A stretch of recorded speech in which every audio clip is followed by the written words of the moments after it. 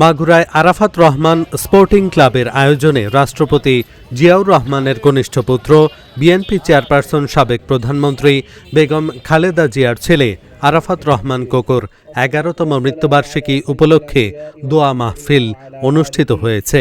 শনিবার দুপুরে শহরের ভাইনার মোড়ে আরাফাত রহমান স্পোর্টিং ক্লাবে আলোচনা সভা ও দোয়া মাহফিল অনুষ্ঠিত হয়।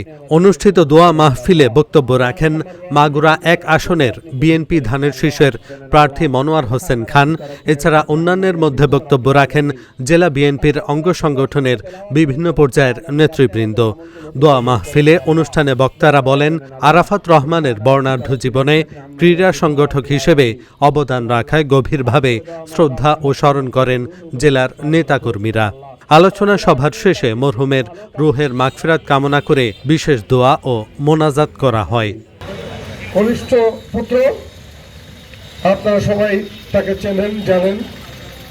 এদেশের ক্রিকেট আজকে যে পর্যায়ে এসছে, তার জন্য ক্রিকেট ডেভেলপমেন্টের চেয়ারম্যান হিসেবে জনাব আরাফাত রহমান কোকো যে ভূমিকা রেখেছেন, এই জাতি তার শ্রদ্ধা করে আমরা স্মরণ করি। তার বিজয়ী আত্মার মাগফিরাত কামনা করি। তার যে পরিবার, আমাদের স্মৃতি রহমান এবং তার দুই কন্যা জাহিয়া এবং জাফিয়া রহমান, তাদের জন্য আমরা দোয়া করব। আপনারা সবাই জানেন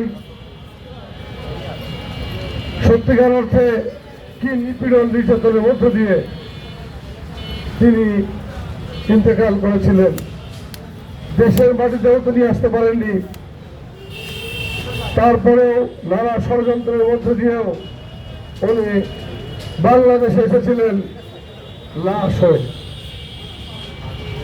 আমরা সেদিন দেখেছি লক্ষ জনতা তার জানাজায় শরীক হয়েছে, এবং আমি বলতে পারি শহীদ প্রেসিডেন্ট জিয়াউর রহমানের পরে ওটাই ছিল সবচেয়ে বৃহত্তম জানাজা লোকসভাতে। তারপরে আমাদের দেশনেত্রী জানাজা আপনারা দেখেছেন, কিন্তু এই পরিবারের বাইরে একটি জানাজাও বাংলাদেশে তথা পৃথিবীতে হয়নি যেখানে এত লোক সমাগম হয়।